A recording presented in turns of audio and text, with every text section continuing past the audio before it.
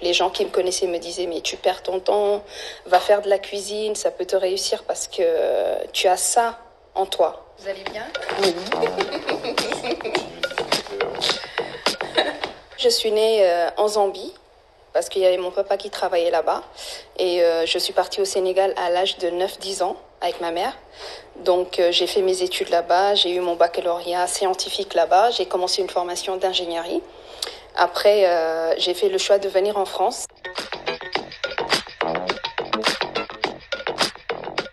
J'ai fait secrétariat de direction. J'ai travaillé dans une grosse boîte française de crustacés. J'ai fait nounou. J'ai fait hôtesse d'accueil. J'ai fait pas mal de choses. Arrêter les études pendant 5 ans et de reprendre, c'était très dur. J'ai essayé. J'ai arrivé quand même, donc j'ai fait 2 ans à la fac. Je me suis dit non, c'est pas possible pour moi. Il faut que je fasse autre chose.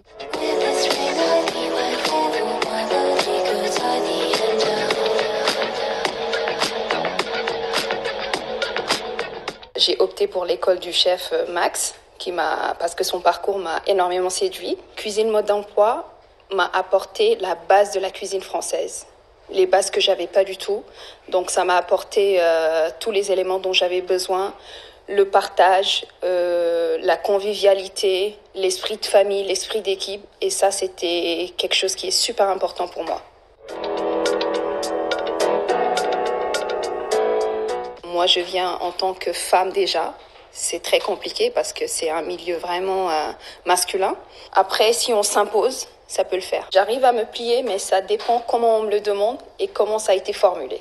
Là, en ce moment, je travaille à la Tour Eiffel et mon rôle, c'est d'être au garde-manger. Donc, je produis tout ce qui est entrée pour les clients. Je fais mes mises en place, je dresse mes assiettes et je présente ça aux clients. Je dirais que ça a été très vite, mais tout ça, c'est par ma propre volonté. Parce que dans la vie, quand on veut, on peut toujours. Donc ça, c'est ma devise. Et du coup, je me suis donné les moyens aussi. Peut-être que je vais sauter un peu les étapes. Après ça, c'est moi. Donc je pense que j'ai envie d'être chef, de donner la chance aussi aux autres, de créer mon propre restaurant, mon propre univers. Ça sera de faire un restaurant africain, mais gastronomique. Très, très léger, très, très moderne, qui reflète mon image à moi.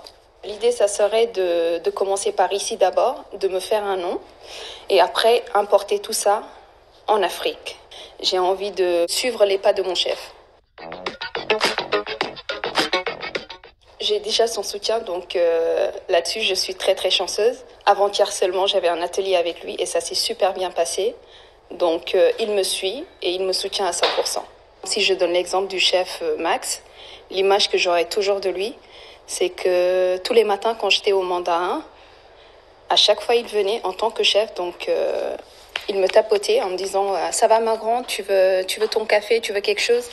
Je trouvais son attitude vraiment très, très humble. Par rapport à d'autres chefs, tant qu'ils ne crient pas, ils ne sont pas contents. Pour moi, ça ne sert à rien. Donc, il faut toujours être à côté de son équipe, les aider. Donc, on peut parler posément et calmement, sans crier, sans dire ou montrer qu'on est le chef. Ça ne sert à rien. Je serai moi-même et je serai à l'écoute de mon personnel.